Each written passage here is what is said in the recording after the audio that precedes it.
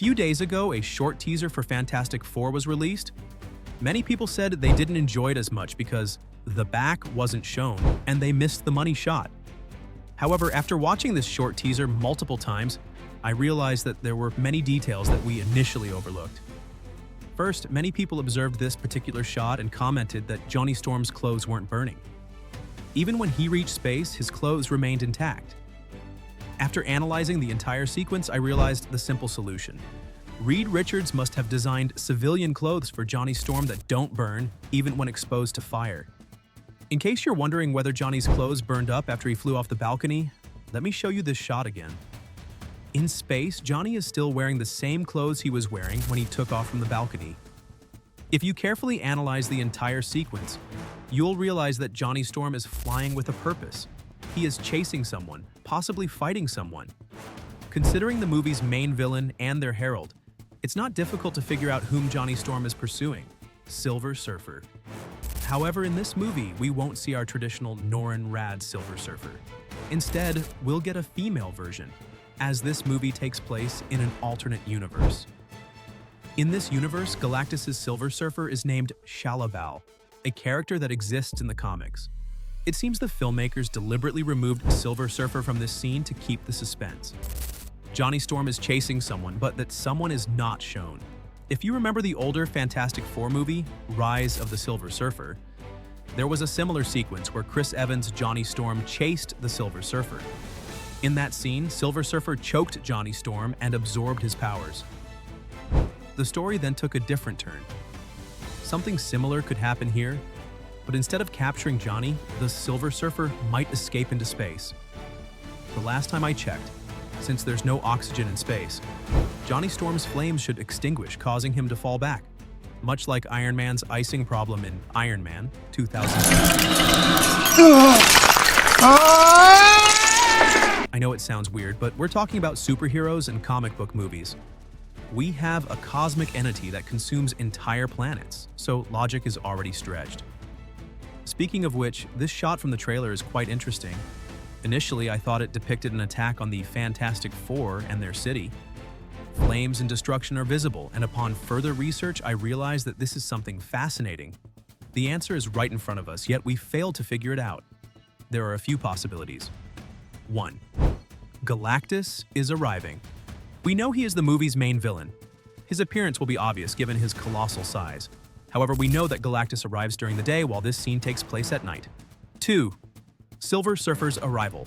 Whenever Galactus visits a planet, he sends his herald ahead for scouting. Silver Surfer might bring some destruction along with her. However, the chances of this being the explanation are low. 3. An incursion. We've previously discussed that incursions will be a major plot device leading up to Secret Wars. Surprisingly, we haven't seen much of them yet. No Way Home hinted at an incursion, and the Marvels also had something along those lines, but it wasn't well executed. Doctor Strange in the Multiverse of Madness touched on the concept, but it wasn't explained properly. Perhaps this Fantastic Four sequence is the first proper depiction of an incursion in the MCU. However, the chances of that seem low. If you follow the sequence of events, Johnny Storm is initially with the team wearing the same clothes. He then flames on and flies into space. But in space, there is no sign of an incursion. So, what could this be? I found the answer in the Fantastic Four comics, specifically in the issues where Galactus first appeared. In those comics, when Galactus approaches Earth, he first sends the Silver Surfer for scouting. As Silver Surfer arrives, the entire sky suddenly catches fire. In the comics, the Fantastic Four are returning from the moon, where they were dealing with the Inhumans. As they approach Earth, they see the sky covered in flames. Johnny Storm flames on to save people, but the people assume he is the cause of the fire and try to douse him with water. Eventually, the fire subsides and they return home. Later, Susan Storm notices that the sky is now covered in stones instead of flames. When she informs Reed, he is busy studying a device given to him by Uatu the Watcher.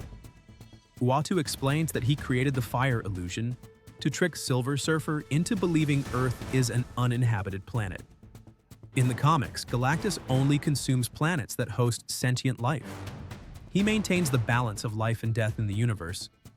If life expands too much, Galactus reduces it by consuming planets. He tries to avoid killing intelligent beings, but he doesn't stop if he has to.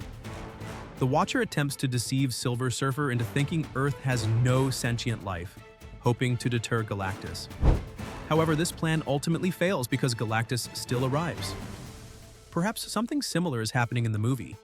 Maybe the Watcher, who no longer follows his oath of non-interference as seen in What If, is trying to protect Earth in a similar way.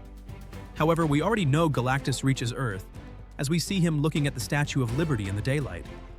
This leads to another major concern, Galactus' size. Many fans have questioned why he looks smaller in the teaser. In the comics, Galactus towers over planets and holds them like marbles. However, Galactus can control his size at will. Some believe his size shrinks when he loses cosmic energy, but he can also reduce his size without losing energy. In the teaser, we see Galactus at a significant but not enormous size. We all know how large he actually is. Jonathan Hickman's Fantastic Four comics provide a great example of this. Galactus arrives on Earth, shrinking to a manageable size so he can communicate with the Fantastic Four. They are shocked to see him, but he reassures them that he isn't here to consume the planet. He has an important message. While that message isn't relevant to this discussion, it proves that Galactus appearing at a smaller size is consistent with the comics. He won't be human-sized, but he'll be large enough to maintain his menacing presence while interacting with the Fantastic Four. With all this information, we now have a much clearer picture of what's happening in the teaser and what we might expect in the movie. One lingering question remains: what exactly is Reed writing on that blackboard, and what is he trying to achieve? As I mentioned in my breakdown, Reed is talking about wormholes, portals, and similar concepts. That's his role in the comics. He discovers a device called the Bridge, which allows them to travel across the multiverse. So it's clear that Reed is trying to figure out something related to that. But why? There are multiple possibilities. The first is that they are searching for a way to return home. When I first heard this theory, I was quite surprised. But a very popular theory circulating on the internet suggests that the Fantastic Four we see in this movie are actually from the main sacred timeline. According to this theory, something happened in the 616 timeline that led them to space. During the cosmic ray incident, which gave them their powers, they also accidentally traveled across the multiverse and ended up in this alternate universe. Here, they developed over time in the 1960s setting. This actually makes sense if you think about it from this perspective. Perhaps in the 616 timeline, they belong to a slightly more advanced future, possessing superior technology. When they bring this tech to the 1960s alternate universe, they appear to be highly advanced, much like how Kang, in some interpretations, traveled back in time and used his futuristic technology to establish himself as a ruler. The promotional posters and movie teasers also hint at this. The people of that world revere the Fantastic Four as legendary figures, possibly because their entire civilization has progressed thanks to them. Now, how exactly did this incident occur? Some say it was due to the cosmic rays that brought them here, while others believe Franklin Richards was actually responsible. This suggests that Franklin was already born, and due to some of his actions, the Fantastic Four were sent to another reality. This wouldn't be surprising. But then we have this scene. In my breakdown, I initially mentioned that Susan doesn't appear to be pregnant in any shot. However, I might have been wrong, because in this particular scene, we might notice her baby bump. If you look closely, she does seem pregnant here. If that's the case, it means they were already in the 1960s timeline when this happened. Plus, we've already seen shots of them heading to space, indicating that they traveled from this timeline itself. This completely disproves the theory that they were originally from 616 and got their powers there. Another popular theory suggests that Franklin is behind everything. He might have created this entire alternate reality for his parents and relatives. While this is an interesting theory, I don't think Marvel would want to repeat the same storyline over and over. We already saw the pocket dimension concept in WandaVision and Agatha all along. It would be redundant for Marvel to use this plot device for a third time. However, another possibility is that Reed is trying to discover all of this because they need to escape from this universe. And the reason for that is Galactus. As I mentioned in a previous video, Galactus hasn't arrived on Earth simply to consume it. If he wanted to do that, he wouldn't just be standing there observing. there's a high possibility that Galactus is actually here searching for Franklin Richards. In the comics, Franklin and Galactus have a deep connection. One of the most memorable panels by Jonathan Hickman shows Galactus speaking to the Fantastic Four and then immediately leaving. When the Fantastic Four approach him later and ask why he left so quickly, he admits that he is terrified of Franklin. This makes sense because Franklin Richards is insanely overpowered in the comics. It's possible that Galactus has arrived in this world to deal with Franklin before he grows up and becomes too powerful.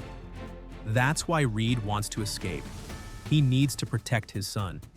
He knows there is no planet in the universe where Galactus won't find them. Their only option is to change universes entirely. Another interesting possibility is that the Fantastic Four actually came from the sacred timeline, but for some unknown reason, got trapped in this alternate reality. They developed here, gained their powers here, and were content until Galactus arrived. With his son in danger, Reed is now desperate to escape. And this brings us to Dr. Doom. Victor Von Doom likely already exists in this universe. He may have played the same role in this world that Tony Stark played in the 616 timeline. Just as Tony Stark developed advanced technology and became the savior of his world, Doom might have done the same in this timeline. If that's the case, then Doom has already led this world to great advancements, and the people revere him as a hero, something he has always wanted. But his pride will be shattered when he realizes that everything he has built was already achieved by another version of himself in the sacred timeline. The people in that world admire the other version far more than they do him. This sets up a powerful rivalry between Doom and the Fantastic Four. Doom was on the path to becoming the ultimate savior of his world, but the arrival of the Fantastic Four took that chance away from him. However, Doom will get another chance. Or rather, he will create one for himself. When the multiverse collapses, he will reshape reality in his own image. He will become the God Emperor of a world he has always wanted to rule. This presents Marvel with an incredible opportunity. If they play their cards right, they can use this movie to set up multiple major storylines at once. But of course, there's a huge plot hole in this theory. How did the Fantastic Four end up in this alternate reality in the first place? I'll leave that question to you. If you have any ideas, let me know and we'll discuss it further.